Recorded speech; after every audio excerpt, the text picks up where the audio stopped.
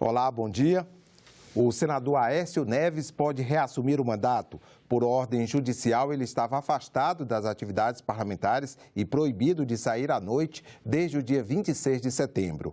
Ontem, o plenário do Senado decidiu que a determinação da primeira turma do Supremo Tribunal Federal não deve ser aplicada ao parlamentar mineiro. Está reaberta a sessão. Logo no início da sessão, o presidente do Senado explicou o procedimento para votar a decisão do Supremo Tribunal Federal.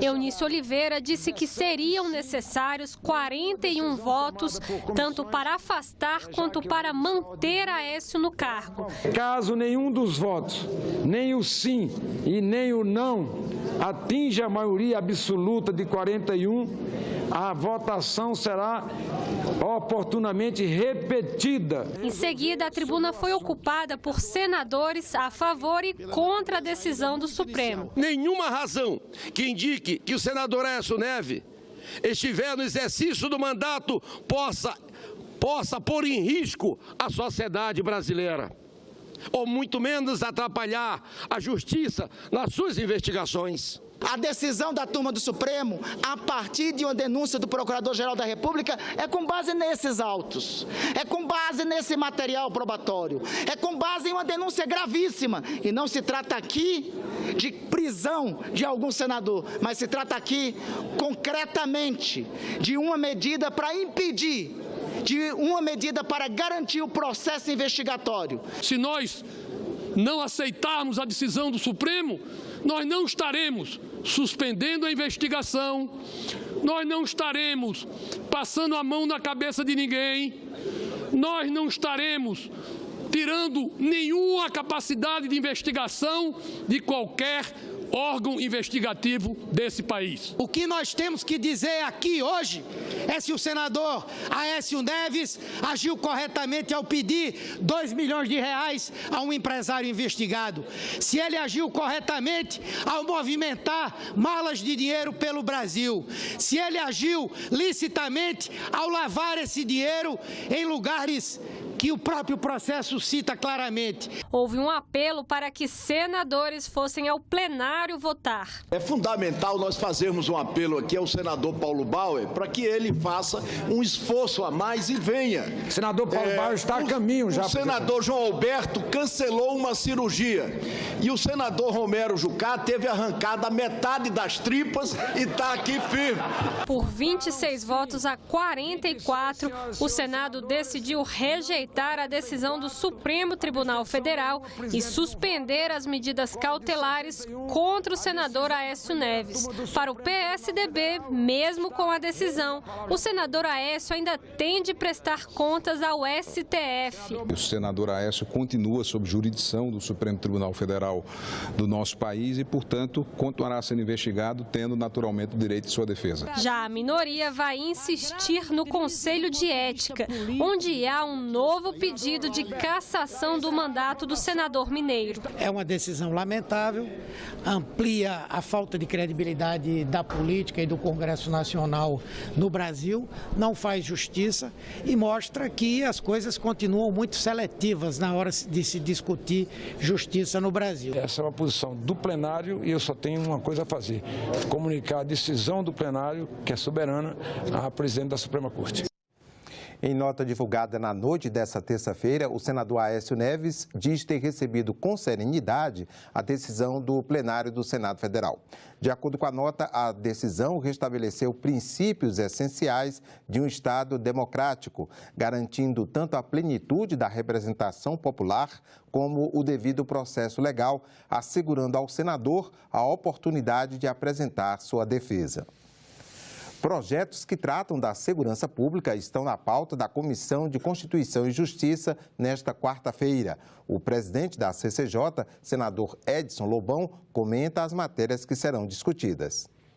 Nós temos alguns poucos projetos que dizem respeito exatamente aos crimes cometidos contra idosos, aos crimes cometidos com a arma branca, aumentando a pena, sobre o feminicídio, enfim, é um calendário de questões ligadas, todas elas, à segurança pública em nosso país. O clima que estamos vivendo nas grandes cidades e hoje até nas cidades médias é este de insegurança.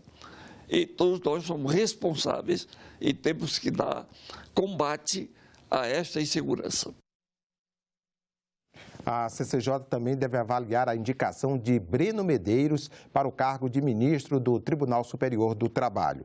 Breno Medeiros é paranaense e preside atualmente o Tribunal Regional do Trabalho de Goiás. Se aprovado pelo Senado, ele vai ocupar a vaga do ministro Antônio José de Barros Levenhagen, que se aposentou. A reunião da CCJ começa daqui a pouco, às 10 da manhã. E vamos conferir agora a previsão dos trabalhos nas outras comissões do Senado para amanhã desta quarta-feira. A CPI mista da JBS tem reunião às 9 horas e para ouvir o executivo da empresa, Francisco Assis e Silva, e o ex-presidente do Conselho Administrativo de Defesa Econômica, o CAD, Vinícius Marques de Carvalho. A Comissão de Meio Ambiente tem reunião às 9h30 e na pauta está faz uma audiência pública para discutir o estágio atual de implementação, os impactos e as perspectivas de utilização do Cadastro Ambiental Rural. A Comissão de Assuntos Sociais, sim, a partir das 9h30, tem na pauta o projeto que prevê a venda fracionada de medicamentos em clínicas veterinárias e pet shops. A Comissão de Desenvolvimento Regional e Turismo pode votar, a partir das 9h30, projeto que estabelece condições e requisitos para a classificação de estâncias. A Comissão de Direitos Humanos se reúne logo mais às 11 da manhã. E na pauta está o projeto que prevê a instalação de brinquedos adaptados para crianças com deficiência ou mobilidade reduzida. Que tal utilizar uma mistura dos gases ozônio e oxigênio para tratar infecções, feridas que não cicatrizam ou até como terapia complementar no combate ao câncer? A ozonioterapia foi debatida nesta terça-feira na Comissão de Assuntos Sociais. A comissão está analisando um projeto que libera esse tipo de tratamento no Brasil. De acordo com os participantes da audiência pública, essa técnica já é utilizada em vários países da Europa desde o início do século passado, com sucesso. A presidente da Associação de Ozonioterapia destaca que ela pode ser muito eficiente no controle de infecções hospitalares. Nenhum micro-organismo é capaz de resistir aos encantos oxidantes do ozônio. Isso é muito importante. No momento em que nós vivemos já uma ameaça de infecções hospitalares por superbactérias resistentes a todos os antibióticos, a ozonioterapia se coloca como uma técnica muito importante no controle dessas infecções. No Brasil, esse tipo de tratamento ainda não é regulamentado, mas há relatos positivos de sua utilização. É o caso do Carlos Eduardo. Ele tratou um câncer no esôfago da forma tradicional, mas diz que foi com a ozonioterapia que conseguiu se recuperar dos efeitos da químio e da radioterapia. São 5 anos. Faço ozonioterapia semanal. Faço auricular, porque o meu câncer foi nas vias respiratórias, de 3 a 4 vezes por semana, ozônio retal e autohemoterapia menor. São 5 anos, como eu disse logo no começo, com uma saúde que eu jamais pensaria que alguém poderia ter e muito melhor do que a que eu tinha antes de ficar doente. Acredito nesse tipo de tratamento, porque sou beneficiário dele e estou pronto para ajudar a divulgar a técnica que hoje já se conhece. Para o tratamento ser autorizado no Brasil e incorporado ao Sistema Único de Saúde, é necessário cumprir uma série de requisitos. O primeiro é ser reconhecido pelo Conselho Federal de Medicina como uma técnica tradicional e não experimental. Deliberou-se por unanimidade por não ter a incorporação para esse fim devido à escassez na literatura de qualidade. Ainda não foi avaliado pelo Ministério da Saúde para outras indicações, devido a essa questão de ser ainda tratado como um procedimento experimental. Medicina complementar, primeiro, ela veio antes dos estudos e, segundo, ela não tem todo esse fogo, essa bala na agulha em termos de recursos financeiros para promover estudos. Hoje em dia já começa a haver estudos sobre ozônio em algumas indicações especiais. Se a ozonioterapia for regulamentada e incorporada ao SUS, é possível uma economia de recursos de até 80%. Há recomendação de inclusão no SUS, uma vez que, na contrapartida, nós temos problema de crise fiscal e restrições do orçamento público de saúde e benefícios de bem-estar aos indivíduos e, no âmbito das metas sociais para a população brasileira, esses objetivos são atingidos. A Comissão de Meio Ambiente debateu nesta terça-feira as perspectivas para a revitalização de bacias hidrográficas. Essa é a política pública que está sendo avaliada pela comissão este ano.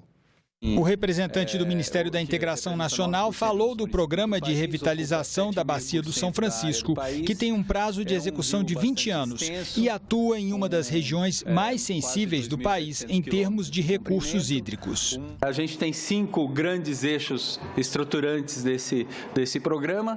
Então, saneamento e controle de poluição, proteção e uso sustentável dos recursos naturais, economias sustentáveis, gestão e educação ambiental, planejamento e monitoramento.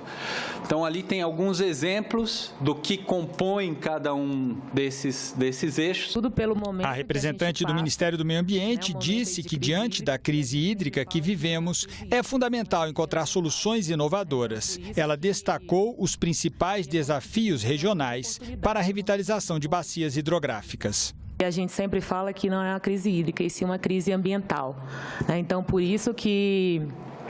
E aí, no momento de crise também é um momento de oportunidade, é um momento de oportunizar medidas inovadoras para sair e oportunizar momentos como esse, momentos de discussão para que se avalie e sugira medidas de aperfeiçoamento para a nossa atuação. Uma das grandes preocupações da Agência Nacional de Águas para a gestão efetiva dos recursos hídricos é dar sustentabilidade às instâncias participativas, comitês de bacia, conselhos de recursos hídricos, órgãos estaduais e federais de recursos hídricos, agências de bacia, que demandam de seus técnicos e representantes competências diversas, tais como conhecimentos específicos, habilidades e atitudes, para fazer frente à complexidade inerente à gestão das águas. As ações realizadas pela Codevasf para a revitalização do Rio São Francisco ganharam destaque, mas o representante da empresa pediu apoio do Congresso diante das limitações orçamentárias previstas para o ano que vem. Fica o recado que a gente fica muito preocupado, senador, com essa sinalização de recurso zero para o ano que vem, para a gente dar conta das nossas ações e ainda mais com a expansão da nossa área de atuação. Realmente a questão de recursos é uma preocupação, mas dependendo da nossa comissão aqui, nós estaremos à disposição para ajudar no Ministério do Planejamento, no Meio Ambiente, para poder conseguir os recursos para a continuidade das ações. O Brasil passa a reconhecer e aplicar agora o Produto Interno Verde, PIV. Em paralelo à divulgação do Produto Interno Bruto, o IBGE divulgará também o Patrimônio Ecológico Nacional. Para o cálculo, deve-se buscar uma convergência com o que outros países adotam nessa área. A metodologia também deverá ser discutida com a sociedade. A lei que prevê o PIV foi publicada hoje no Diário Oficial da União. Ficamos por aqui. Você pode rever as reportagens desta edição na nossa página na internet, senado.leg.br/tv. Obrigado pela companhia e continue sintonizado aqui na TV Senado.